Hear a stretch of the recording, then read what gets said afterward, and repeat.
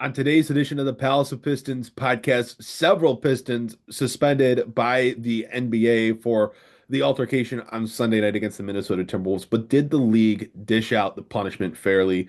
We're going to talk about that. We're going to talk about the Pistons and needing to stay composed as this team gets ready for their return to the NBA playoffs for the first time since 2019.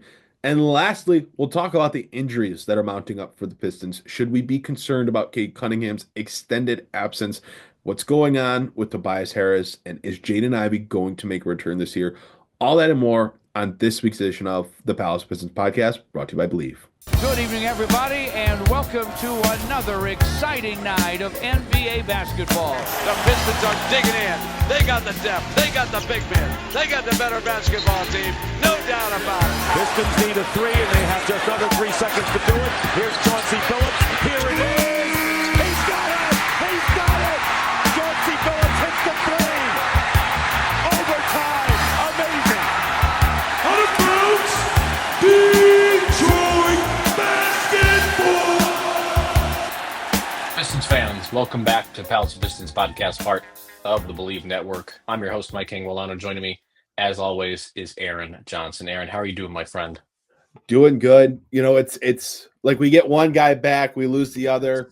We haven't had you on for a while. It was Jasper and I holding it down. Then we get you back this week, and Jasper's not here. Now, Jasper, I'll give him a little bit of leeway. He's flying in for the Palace of Pistons get together that's taking place on Saturday, among some other things that he's attending. He's a busy guy. He's an important guy. He's got places to be, people to see. But it's like, we can't get everyone together. We need it with getting to the end of the regular season, getting into the playoffs. There's so much happening. We need the full crew back, but nonetheless, we've got some spicy stuff to talk about today. I'm ready to get into it. Yes, we do. We do have some spicy stuff, some fights. We have some injuries. We have some suspensions. It's got everything. It's like a full-fledged movie. But before we get into all of that, I would like to thank ourselves because we don't have any ad this week. It's just us. It's just the Palace of Pistons ad, and that is our pre-show plugs for what we do, which is over on Substack. And if you have a few moments, we would really appreciate subscribing to our Substack. You'll get this podcast as well as several articles, at least 2 articles a week from yours truly, Aaron and I, every week. And you'll get them directly in your inbox. No need to go search for it. No need to find it. It is right in your email when we publish it. So, and we really do appreciate, and all of you who have subscribed, and we would greatly appreciate if, the ones who haven't subscribed yet is, just go over and hit that button. It's super easy and it's super fast, and we appreciate it a lot. We really like to do all of this, and we love knowing that there's healthy support behind it. And if you haven't subscribed to our podcast on YouTube or wherever you get your podcast from, we would greatly appreciate subscribing there as well. And if you are in on YouTube or listening to the show wherever you do get your podcast, a link to our Substack will be in the show notes. So super easy. We really appreciate it. Leave a like, a follow, and you'll get our content directly to you whenever we post it. But we have some things to get to, and I have missed the last couple of weeks. I've been living out a dream of covering an NBA basketball game, something that you've gotten to do, but I've had the pleasure of covering the last couple of Cavaliers games. So I haven't been doing non-basketball things. It's been basketball. It's just, not for the Pistons necessarily. So I should get like half a pass. But one of those things that did happen while I was away was a Pistons and Timberwolves fight. And there has been some fallout from that fight, of which we have already seen. We saw it yesterday, or now 2 days ago, for those of you who are listening, was a series of suspensions. So there was a fight on Sunday. Isaiah Stewart was suspended 2 games. Ron Holland, Marcus Sasser, Dante DiVincenzo, Naz Reid were suspended 1 game. J.D. Bickerstaff and Pablo Prigioni were ejected from the game. It was a brawl. Teams are going to have different views on who started the fight and whatnot.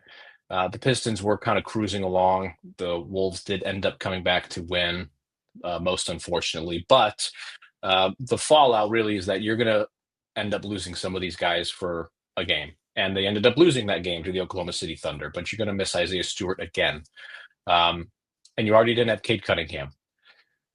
So there's been a lot of talk around the league of how the league handles certain things. Most notably now how they're handling this, but also the John Morant and Buddy Hield thing as well, which is a separate issue, but similar one for how the league sort of looks at repeat offenders, and Isaiah Stewart was a victim of that by getting an extra game. Do you think the league handled this whole situation correctly? Well, first off, sneaky move by you mentioning how you were gone for this fight, but you didn't mention that you were gone for the Pistons beating the Cavs without Cade Cunningham before the Timberwolves game. Oh, that happened. Yes, it did. I recall that. Yes. You jogged my memory. Yeah.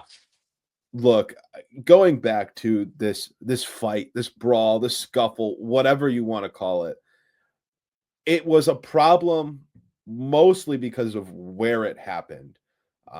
It spilled into the baseline, into the seats that were baseline, into where fans were sitting on the baseline. And so from my perspective, and I'm sure from the league's perspective, that's the biggest issue in all of this. Players have dust-ups, players have scuffles, players have issues all the time.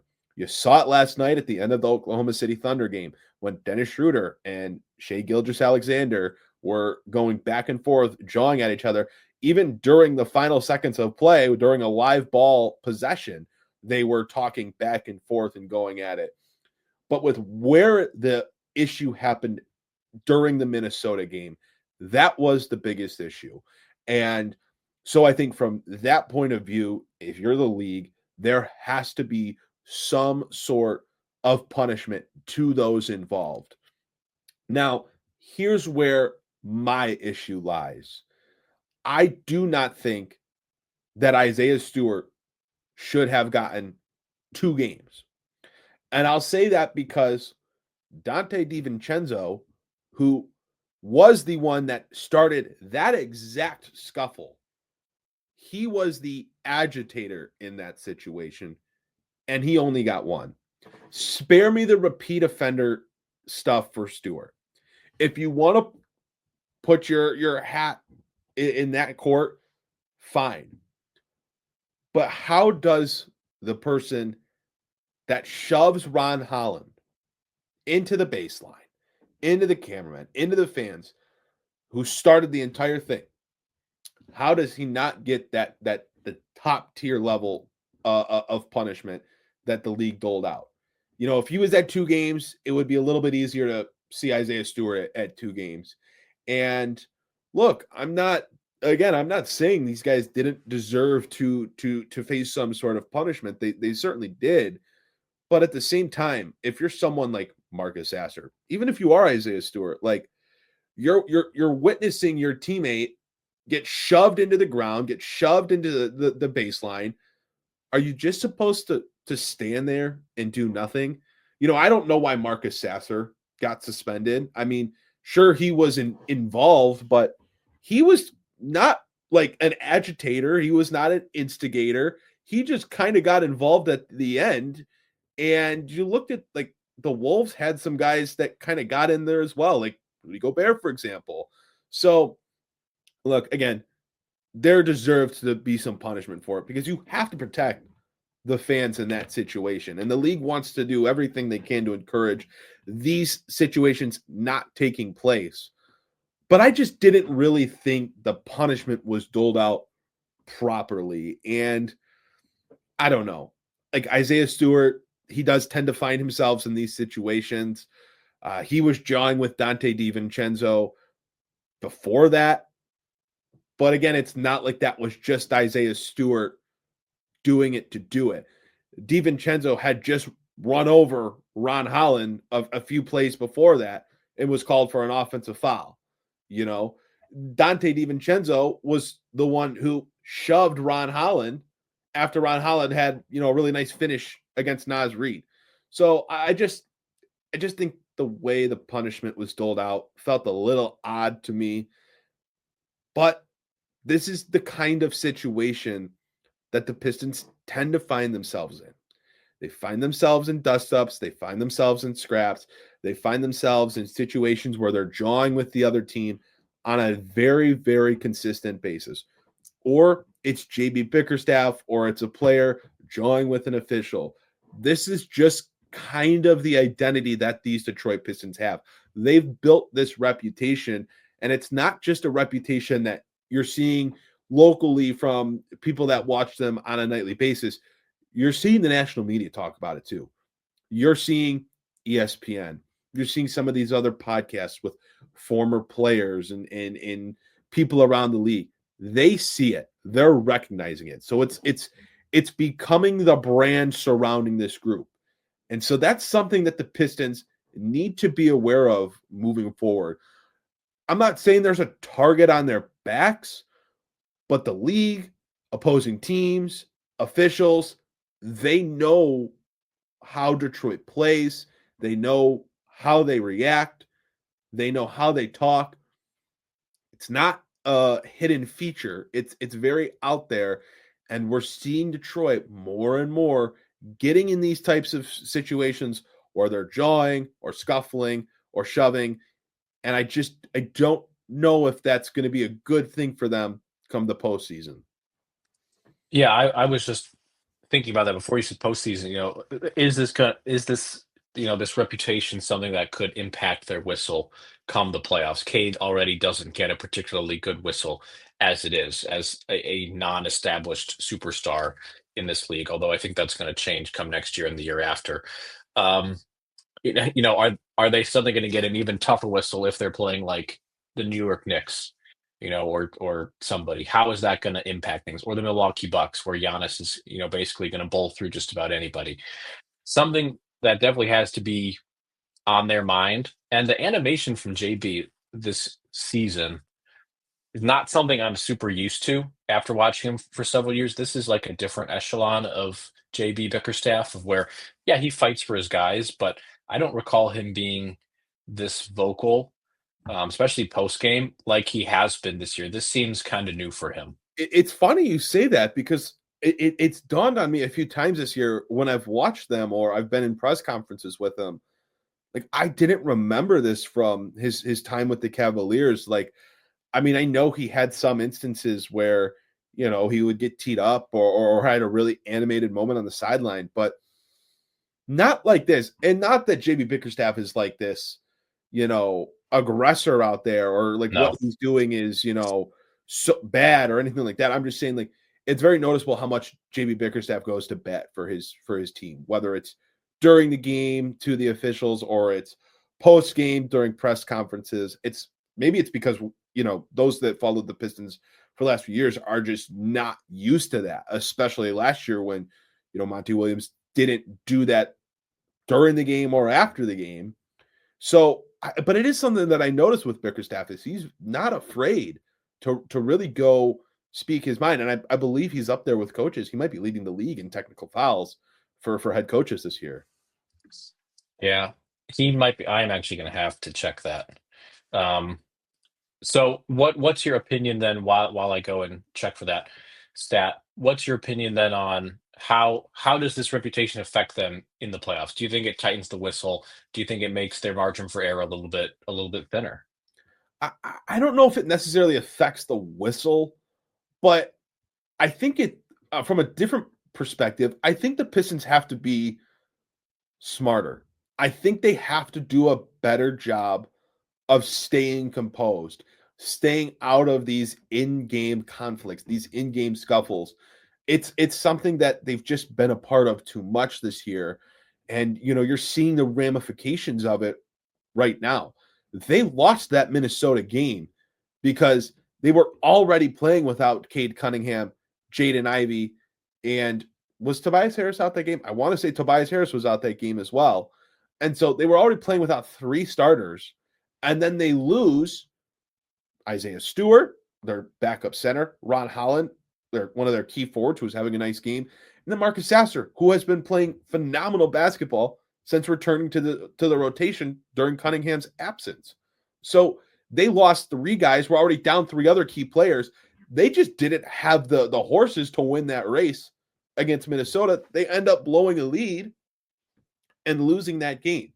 You fast forward to Oklahoma City, a game where the Pistons fought in very well. I know the final score shows some separation, but the Pistons really, really fought, and the wheels just kind of fell off in the last 2.5 minutes or so, where OKC just said, okay, you guys have hung around with us. It's been 3-4 point game. We're going to outman you here. And they did. Without Ron Holland, without Marcus Sasser, without Isaiah Stewart, again, without Cade Cunningham, Jaden Ivey, and Tobias Harris leaving after the first half, the Pistons just didn't have the horses to run in that game, to compete in that game for 48 minutes. Tim Hardaway Jr. was gassed. Jalen Duren was gassed. Paul Reed was gassed. Dennis Schroeder was gassed. They were playing Asar Thompson as the backup point guard. They just did not have enough guys to win that game. So now they've dropped 2 games, and you're looking at it, it's like, you can't afford to lose these guys in a playoff series. You can't lose Isaiah Stewart. You can't lose Ron Holland. Like, they just have to do a better job of staying composed, not letting the other team get under their skin, not starting anything that doesn't need to be started, just playing basketball. I really think that's it. And you're going to get to the playoffs, and you'll hopefully have Cade Cunningham back. Maybe you'll have Jaden Ivey back, so they'll have Tobias Harris back. Like, they'll be better suited for those games. But still, you just don't want to lose guys to controllables. And this is what you would certainly call a controllable. Yeah, that score of the Wolves game is not indicative of how it actually played out. And I would argue that you could almost throw that game away because the Pistons were so bereft of depth at that point. I mean, who was their point guard all that they had left?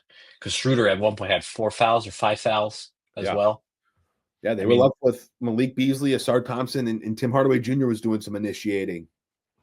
Yeah, they're just in a bad spot. I mean, it's a loss, in the standings. But I mean, really, who comes back from that when you're already missing Cade? It's very tough. And speaking of Cade, he's now missed last 5 games with a left calf contusion, which, to my understanding, is a bruise. I mean, and maybe I'm missing something of a contusion. I'm not a doctor, but a left calf contusion, I believe, is a bruise. Maybe that bruise leads to other things surrounding that area, because we've seen guys have left calf or right calf contusions and they're out for a long time. Bobby Clintman was out for 2.5 months with a left calf contusion. He missed, the first several months, maybe it was 3 months of his NBA career with a very similar injury. And I know that soft tissue stuff is very challenging. But Cade's missed the last 5 games with that injury. Supposedly he's going to come back Saturday when we are all there, which is very nice of him. But it seems like he's day to day per that Pistons release. And to me, that means this injury is not going to go away. We're going to have to manage it, and he might miss a couple games here and there as they ramp up for the playoffs. To clinch a top 6 seed, I think they only need a win or an Orlando Magic loss. I think that's it. That's correct. Yeah. So they might not really need him as much. Wherever they fit within the top 6 is where they're going to fit. But day to day, with not really a clear outline of how he looks the rest of the season, is a little bit on the concerning side to me. He's been passed by Dyson Daniels, who has a great nickname, the Great Barrier Thief, which is just awesome, as the new betting favorite for most improved player of the year. Tobias Harris has missed a couple games here and there. He didn't play in the Cleveland game either with right Achilles tendinopathy. And then Jaden Ivey is getting up shots during open shoot around or during practice, but that's about it. He's not, at least we haven't seen any video of him, making hard cuts or anything like that. But let's start with Cade. Are you worried about Cade's injury? Look, I think, there's, at least on Twitter, I've seen like 2 sides of it. And it's the people saying, the regular season doesn't matter at this point for the Pistons. They're where they're at. They're going to be the 5th, 6th seed no matter what. It doesn't really matter. So they're just being cautious. And then I've seen the other people saying, look at, the history of this team with the injuries and what they've shared, what they haven't shared, how long guys have been out for this or that. How could you not be worried? I think it's probably somewhere in the middle, which is kind of how most of these situations tend to be. You don't have to be, so hard-minded one way or the other.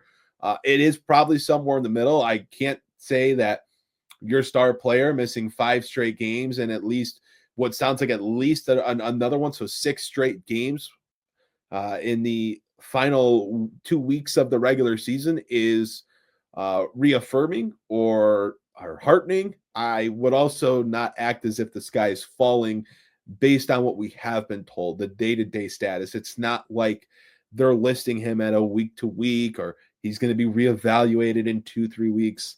They did come out and they did say it was either late last week or over the weekend that this is a day-to-day situation with Cunningham. He's listed as questionable. I just was texted as the first injury report came out. I was just texted Cade's listed as questionable for Detroit's game. Next game on, do they play Friday or do they play Saturday? Is it Friday against Toronto and then Saturday against Memphis? I don't even know. But he's listed as questionable for their next game. So I think it's somewhere in the middle because you are kind of concerned, even if he does come back in the next game or two, like you said, like a calf contusion, you don't just go all of a sudden to 100% you're A-okay. Like that might be something that's kind of lingering, and you can have some concern about that with where you're at in the season because you can't just shut him down for 2-3 more weeks and be okay. Like the playoffs start in 2 weeks. So are you going to shut him down and bring him back and have him miss essentially almost a month? I believe the Dallas game was the last he played on the 21st of March. The playoffs start the 19th of April. So are you going to have him miss almost a month and make his return in game 1 of the NBA playoffs? So I think you're okay to have some concern. I think there can be some concern from the standpoint of he might be a little banged up right now, and this is not necessarily a great time to be banged up. But I also wouldn't be overly concerned acting like the sky is falling and that Cade's not going to return this year, because I just don't think that's what we've been told whatsoever. And if there was something serious, it does feel like we would know about it by now. Yeah, I think that's probably true. And like I said, they're locked into a top 6 seed. As soon as they win a game or the Orlando Magic lose a game, and wherever they fall, they're going to fall somewhere between 5 and 6 if Cade doesn't play. They're going to, have a shot at 4 if he does play, to host a playoff series. But at the very least, you're in the 6th spot and you're facing the New York Knicks, most likely. If you're coming in at 5, then you're facing Indiana, and if you come in at 4, you're probably also facing Indiana. So there's not a whole lot of deviation as to how it looks. I would be surprised if he plays against the Raptors, considering that team is actively trying to not win basketball games, despite the fact that they, technically haven't ruled out everybody of consequence, but they are not trying to win games. And then he could come back against Memphis on Saturday, which is another team that is fighting for something, as they're in free fall after firing their head coach inexplicably with 9 games left. And you're going to need him for that. You probably won't need him against Toronto. If he does play against the Raptors, then I don't see any way he plays Saturday against the Memphis Grizzlies. No way he plays a back-to-back if he's going to be day-to-day for the rest of the season. So He's going to hopefully play in one of the 2 games. Is it concerning? Yes, it is, because he has a history of injuries. The Pistons are good without him, but come playoff time, if you don't have Cade healthy, then, you're looking at beast. It's a completely different. Yes. There are fans that will look at and say, well, they played the Thunder close. Like, okay, they did, but it's very different. The Thunder have the conference locked up. They have the West locked up by like 14 and a half games, something crazy. In a playoff setting where matchups are key, the Pistons are going to be in for quite the awakening as a young team. They're basically going to have a chess match every single game. Very different than what they're used to in the regular season, very different from what they've been dealing with. So Cade's health is priority. Doesn't really matter if you're the 6th seed. You just need him to be healthy. Am I concerned? Slightly.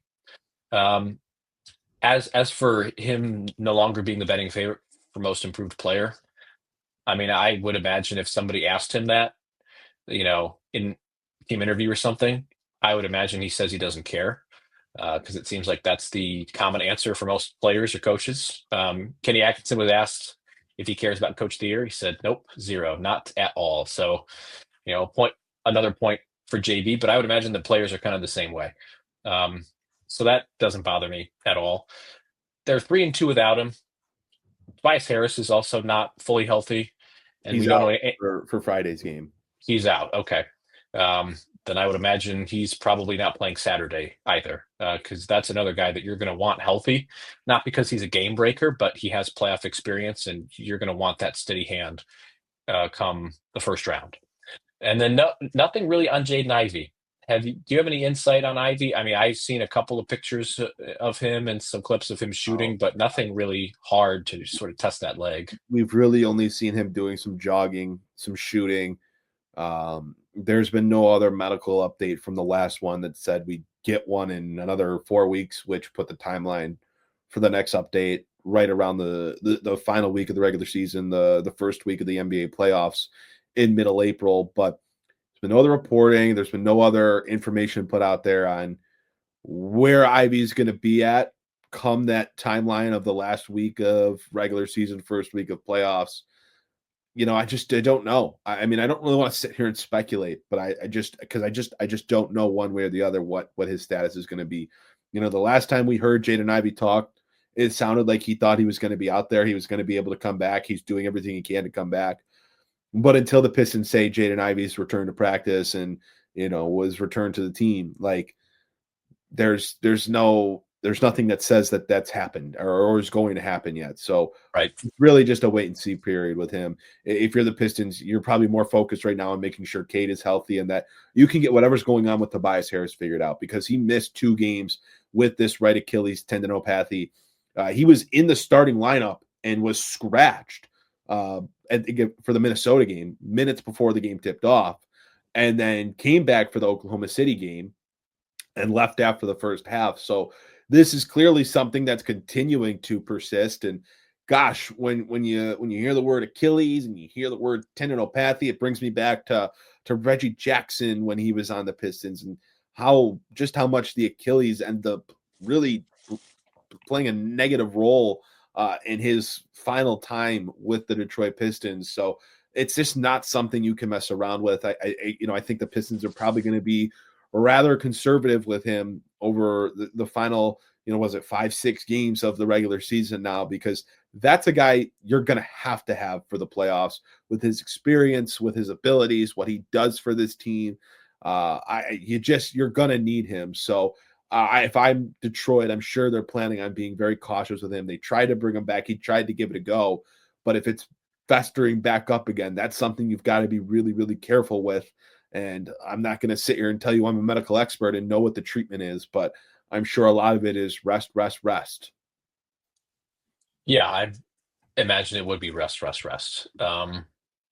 As for Ivey, even if he does come back, like let's say he's cleared, he can play in game 1 of the postseason. What does that role even look like? I mean, I would hope that Pistons fans aren't thinking like he's going to come in and immediately start. I mean, he might not even play. He might be cleared to play, and he's still not he's just not going to be good enough to put in a postseason environment.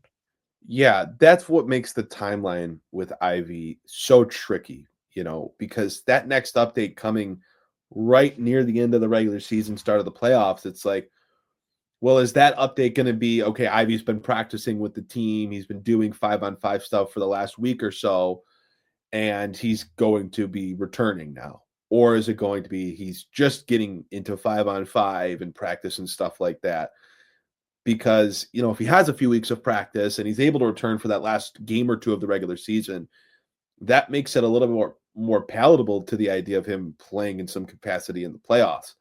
If you get straight to the playoffs and he's just then making his return, I think it's a little bit harder to assume he's just going to step out there. That's going to be, 3.5 months of 4.5 months of no basketball, no 5-on-5 basketball. And you're going to play in the toughest environment of an NBA playoff series. You're just going to step back out on the court. That's a little tricky for me to believe, even if it is in a smaller bench role.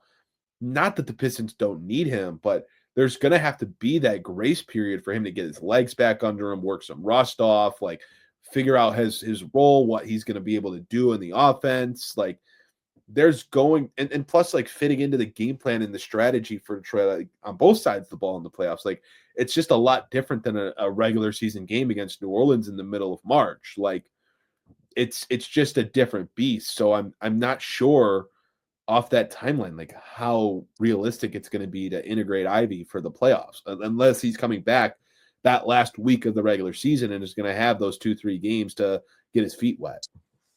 Even if he does get 2-3 games under his belt, I mean, I feel like it would be hard to go out and be like, hey, cool, thanks. You came back. We need you to go out and guard Gary Trent Jr. And run around screens constantly. Hey, we need you to like just be around OG Anunoby. It's still like that's so much to ask of a player on any other day.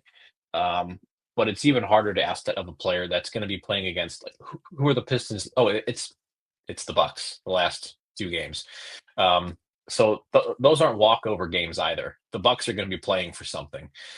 It's not like you're playing against Charlotte and Toronto to round it out. You're going to be playing against a Milwaukee team that's going to be fighting for seeding and going to be trying to get as high as they can. And they're also playing without Dame. So they're going to have even more of a chip on their shoulder. Yeah, I just it's a lot to ask. I'm interested to see what his progress is in an official capacity, but I wouldn't be surprised if it's Tim Hardaway Jr. that's filling that role, and that's just what it's going to be. And JB might feel more comfortable doing that. I know he tends to lean on his veterans harder anyway. All the reason why it was so important that the Pistons went out and got Dennis Schroeder at the trade deadline, which is something that I wrote about on palaceofpistons.com, our Substack, if you're subscribed over there or had a chance to go read it. That was something that I talked about because you don't know Ivy's status, but now that you have Dennis Schroeder, heck, and now you're seeing a little bit more out of what Marcus Sasser can do. And with Schroeder, you can play him in more of an off-guard role and have him on the court alongside Cade or Schroeder. They're in a better spot to play without Jaden Ivey if that ends up being the case. You still don't want to. In a perfect world, Cade, Ivy, Tobias are all back before the end of the regular season, and they get a chance to play together again and work on some chemistry and things like that before they enter the playoffs. But the world's not perfect, and if you are faced with that reality of having to play without Jaden Ivey, with Dennis Schroeder now, the Pistons are so much better equipped than they were during, rather than that point in the season where they didn't have Schroeder yet. They were still playing without Jaden Ivey. Schroeder gives them another guard to play alongside Cade Cunningham. It allows them to put Cade off the ball. And then obviously it allows them to have a real point guard in the second unit as well. So, as tough as it might be and as frustrating as it might be for the Pistons to get back to the playoffs and have to do it without Jaden Ivey, they're in a better spot now than they were a few months ago. And it'll be a little bit, I won't say easier for them, but it'll be less hard for them to play without him now that they have Schroeder, and Schroeder's been integrated as well as he has. He's obviously very much trusted by the team, by the players, by the coaching staff, because they're putting him in a lot of high pressure, high leverage situations. They're putting him without Cade. They're putting him with Cade. They're asking him to do the playmaking, the scoring. He's taking tough defensive assignments. He's fitting in with that, that scrappy mentality, that scrappy play style that others on the team play with. Ron Holland, Isaiah Stewart, et cetera, et cetera. They could be in a lot worse position had they not gotten him. And he's been really nice for the Pistons. That's something I wrote about, again, on palaceofpistons.com. Hope you guys go check that out after you're done listening here. Yes, it's a really, really good article. And we talked about it at the deadline of like, this is like the perfect low cost type of move for the Pistons, just getting in on that trade. And they get a ball handler. They fix a very important issue that they were facing. And Sasser, to his credit, has actually played a lot better as of late. He looks a lot better. I mean, he was one of your losers during summer league of like the offense just cannot run through Marcus Sasser. It's just not happening. So yes, please go read that Dennis Schroeder article. It's impactful, and it's going to matter a lot for the playoffs, because it seems like even if Cade is cleared to play, this is something that he's going to be dealing with no matter what. And in a high leverage playoff setting, you're going to want those vets to be able to go in and just give you quality minutes. There's no such thing as, people say there's no such thing as too much shooting. There's no such thing as too many wings. But in the playoffs, there's no such thing as too much ball handling. Yep, definitely. And look, JB knows this because in 2023, when they rushed back Ricky Rubio from an injury to get him to play backup point guard, he was absolutely crushed by the New York Knicks pretty much every time. And the Cavs were desperate for ball handling at the time. The Pistons aren't as desperate this time, and that's a very important thing. Because like those Cavs, they had a young point guard in his first playoff environment, and he was a little frazzled. Darius Garland's not Cade, but it's a similar situation of a young guy that is going to be asked to pretty much shoulder the load of an offense and get them past a team that coming into the season had championship aspirations. I mean, the Bucks had championship aspirations. The Knicks gave up so much for Mikal Bridges. They are probably not too thrilled with where they're at now. And the Indiana Pacers were conference finalists last year. So it's not going to be easy no matter who the Pistons are going to be playing. Aaron, we're through all of our. Do you want to talk a little bit about the Grizzlies game on Saturday, since we're going to be at that game? And I think it's a very interesting game with the Grizzlies without a coach. They fired their head coach with 9 games left in the season. Well, it could be interesting from a couple different perspectives, right? It could be the first time Cade Cunningham touches the floor in 7 games. It's the Grizzlies are in town. The Grizzlies haven't beaten a team over 500 in forever. They have a really bad record against teams that are over 500. They just fired their head coach. They fired several assistant coaches. They have a player that was just investigated, who has been part of several NBA investigations throughout his young career in Ja Morant. But gosh, how many times has Ja Morant played at LCA in his career with how long he's out every year? I mean, that'll be interesting as well, assuming he does play. The Grizzlies are a team that they've got to figure some things out. I mean, legitimately, they have to figure some things out, not just for this year, but if things are going off the rails as hard as they seem to be right now over there, they might have to make some major decisions this offseason. So, they're going to be doing anything in their power to get on track, and they might view this Pistons team now on a bit of a slide over the last 2 games, and without some key players, they might view them as just that, a great opportunity for a get-right game. So, yeah, that should be a really interesting matchup. And now that you say it, I kind of hope Cade doesn't play on Friday night, because if he does, I just can't imagine the Pistons throwing him back out there on Saturday on the second night of a back-to-back. So, for the sake of Palace of Pistons, how about everyone just roots that Cade Cunningham sits out one final game on Friday night and makes his triumphant return on Saturday, so the Pistons are a little bit closer to full strength. I swear that in all of the Pistons games I've been at this year, the games that Cade Cunningham misses, those are the games that I tend to be in attendance for. So hopefully I can break that streak in this game on Saturday. Now I know who to blame if he doesn't play.